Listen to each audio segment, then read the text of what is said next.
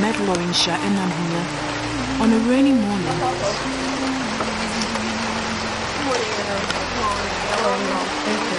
doing her house chores and quickly preparing for school. She lives in a rented single room at Tetekope, a suburb of Keta in the Volta region. The final year nursing student at the Keta Nursing Training College had a mental health nursing paper to write that morning.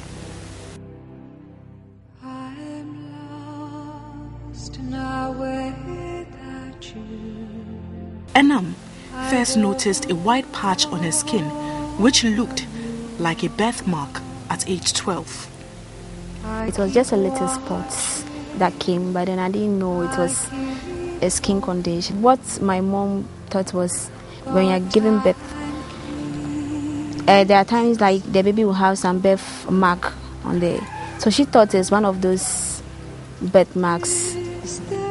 Though friends of Enam make her situation look normal, onlookers will quickly turn to stare whenever they pass by.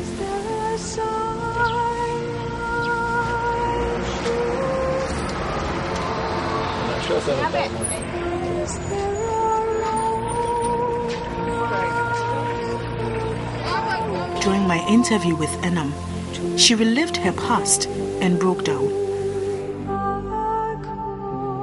When I was in JSS, I felt depressed always.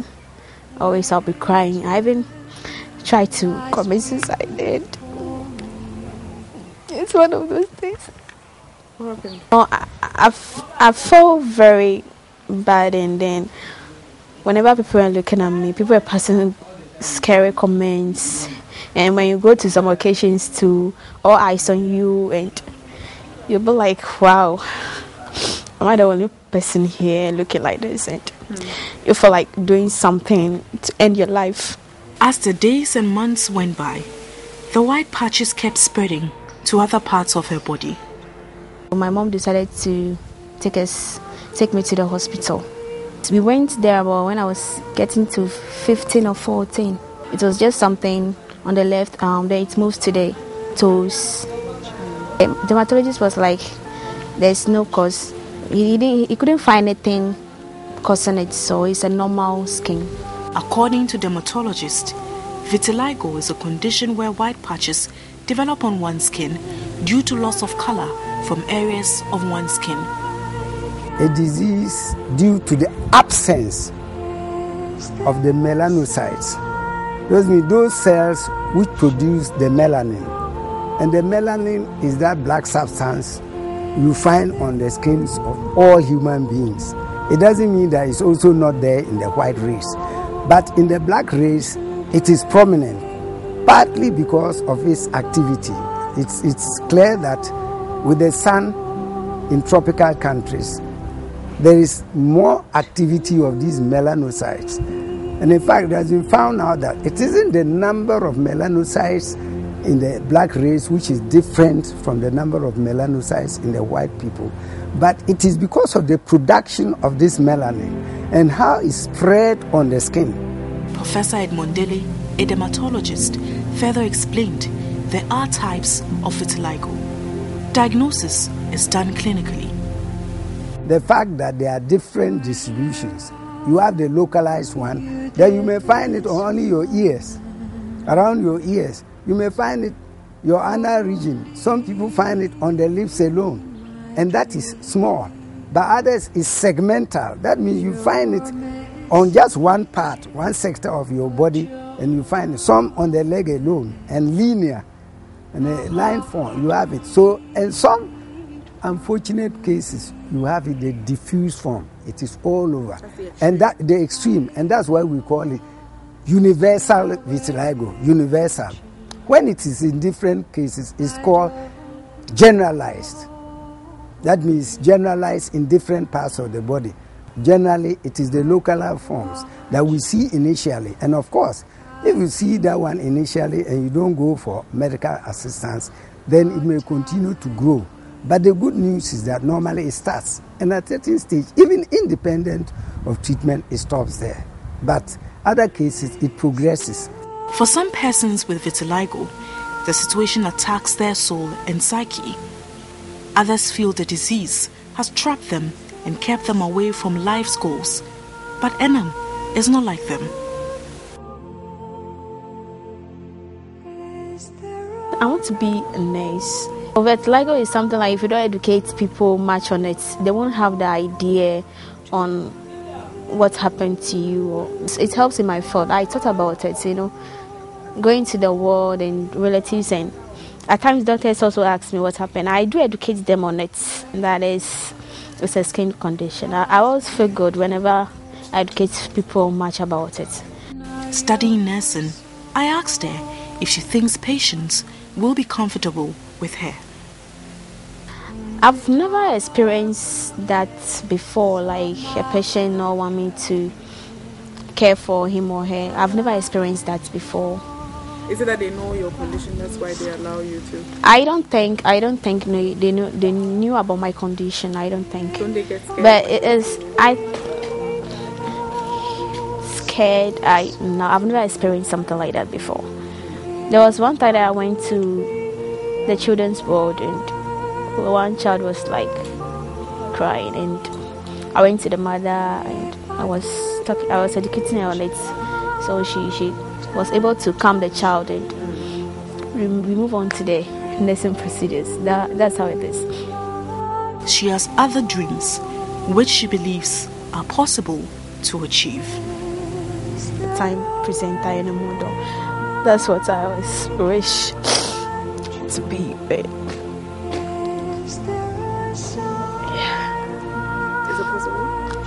yeah, I think it's possible.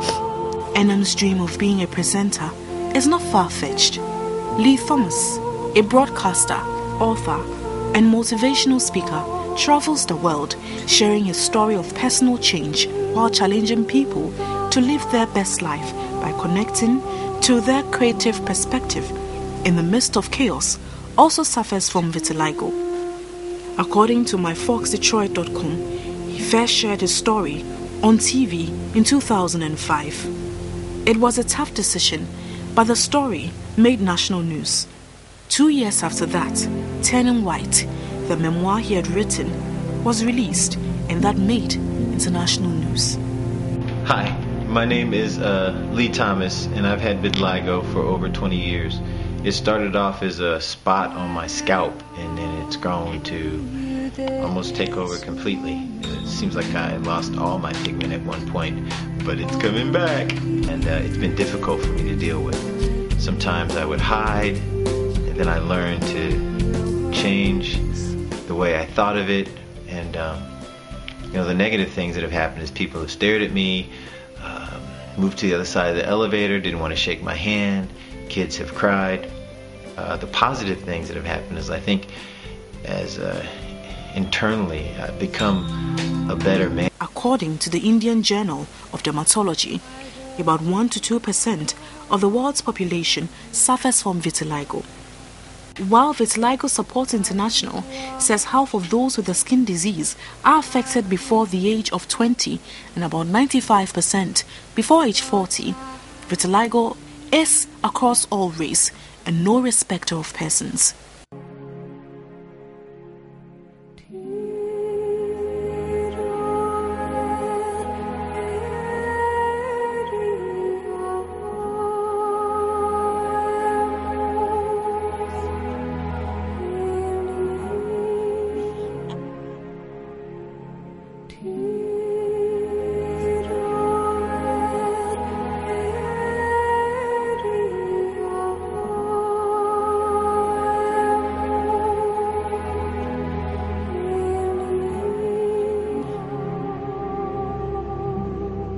Another famous person with that condition is the late Michael Jackson, who in the early 90s revealed that the disorder was behind his skin turning brown to white. Enam boldly displays her pictures on Facebook, and interestingly, she proudly contested for the Eastern Volta Ghana Nurses Midwives Association beauty pageant in 2013, where she was specially recognized.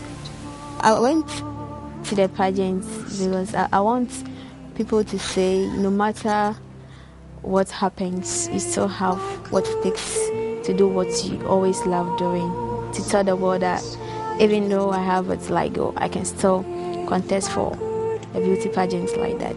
According to patient.co.uk, about 1 in 200 people develop vitiligo, while about 1 in 5 affected people have some other family member who is also affected. The same website states there's no way of predicting how much the skin will be affected when the first patch develops. The white patches are usually permanent. 23-year-old Enam, the only girl among her siblings, says her condition is genetic. My brother is having it. For him, mine started earlier on before his own. It was just something we were not expecting. We thought I'm the only one that will have it, but before we realized he's also having some spots. So his is not that severe as my own. My great auntie was having it, but then they don't know it was a skin condition or something. They thought it's as a result of a spiritual attack or it's a curse or something like that. Dermatologist Professor Edmond Dele explains the type of vitiligo Enam has. Enam has a generalized vitiligo, and so it's worrisome. He indicated vitiligo is not curable. It is treatable. We have not yet found a cure because I wish we had one. In the initial stages, when it's only on one patch, people talk of grafting, taking part of your skin, which has normal melanin, and putting it on there. And some people have had successes with it. The good news is that vitiligo is not a contagious disease.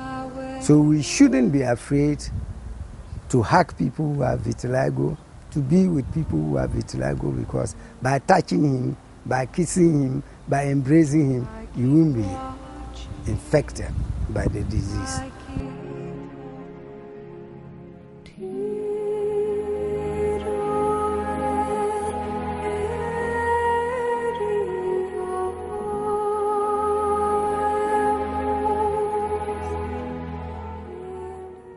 Some health personnel believe vitiligo is a widely misunderstood condition that needs more awareness to help people see patients beyond their skin.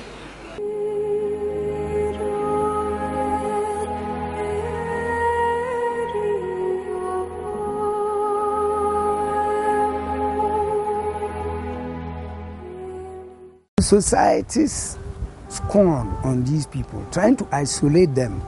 And what we say in dermatology is the leprosy complex. That since people who have skin diseases, we all think they are lepers. And so we don't want to get near them out of fear. Society again will not accept that this is not the fault of the patient. It's a genetic thing or is acquired for no fault of the patient. But society may think that it's an evil spirit in the family causing it. And what is not the person's fault. So it is because of these belief systems that instead of finding a scientific way of explaining it, in the villages and even among intelligent people, we always want to say that it's something which has happened in the family, and so it's a punishment to the family. So society judges you unfairly. So this way, if society is educated on this, it is our duty as a society to come together to help them. The sun can really be a nightmare for vitiligo patients, thereby the need to protect their skin from the sun.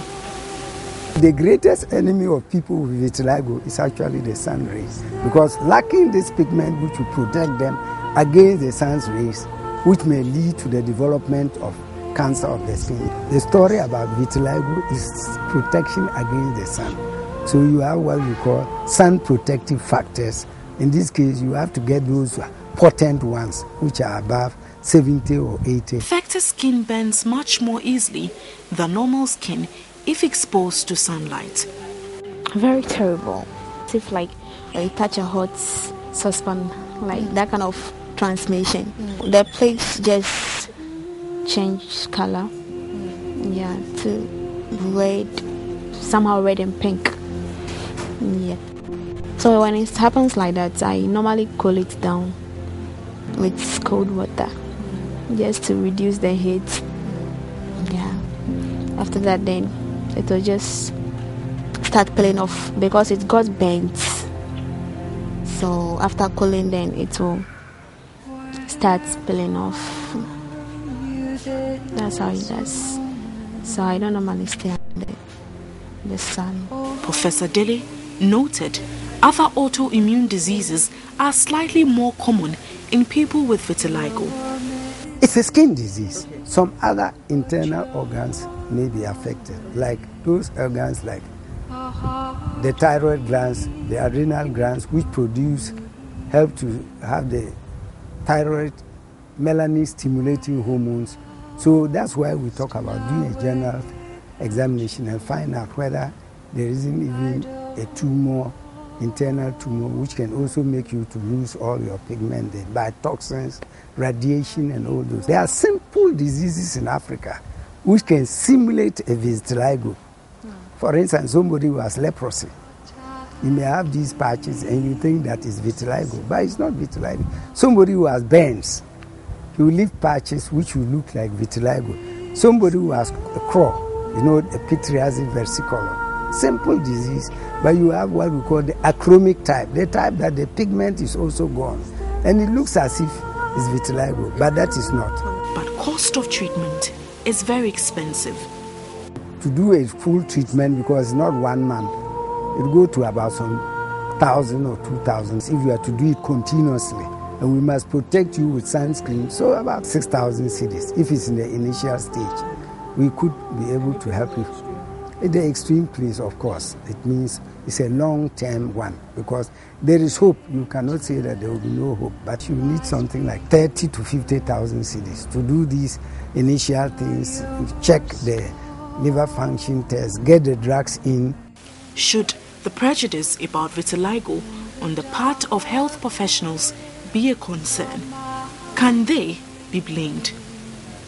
I think that it is very difficult to put the blame on the health professionals, because dermatology is a specialized field. Even for those of us who have been with it for 44 years, sometimes when you see the case, again, the prejudice itself, the health professionals themselves are human. So that revulsion and that fear of them contracting the disease makes them even to be afraid. So the earlier they try. These are cases, even those who are experts, they try to be sure, so that you don't categorize somebody that he has got vitiligo. As for difficulty in diagnosis, that one, I think we should spend more time educating the public, particularly the doctors and the nurses. What I'd like from the world to recognize from the medical and support community of vitiligo is I'd like for everyone to understand the disease better, because I think from understanding comes caring and compassion. Professor Dele believes genetic counseling is very important.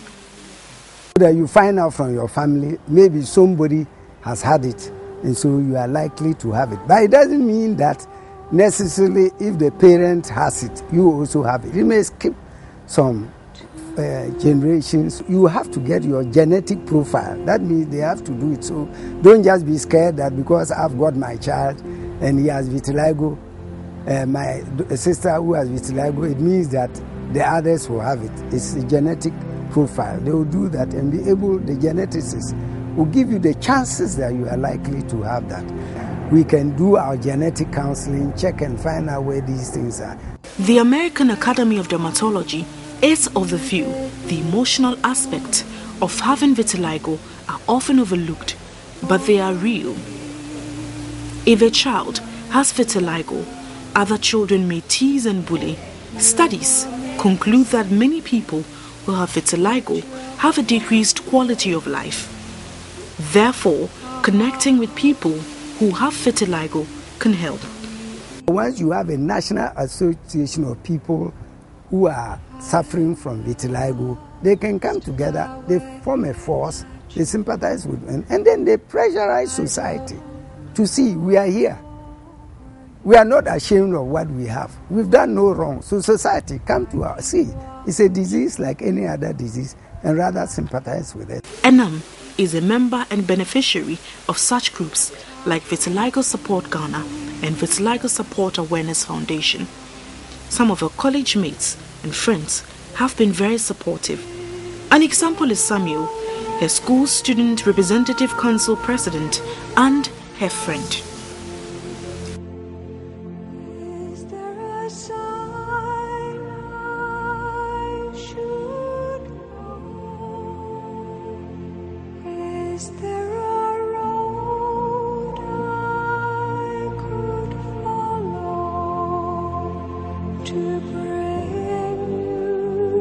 Initially, when I saw her, I started wondering, what kind of condition is this? Because it's not normal. As time goes on, I realized that it's something that we can all live with. So we accepted it. Or personally, I just accepted it, and she happened to be my very close friend. And we still live in the same house, the same class. And more especially, she happened to be an executive member of the SLC. But are you glad you know her? I'm extremely glad because she's a lovely person, very intelligent and bold. As the days go by, Enam has resolved she will never ever let vitiligo hold her back.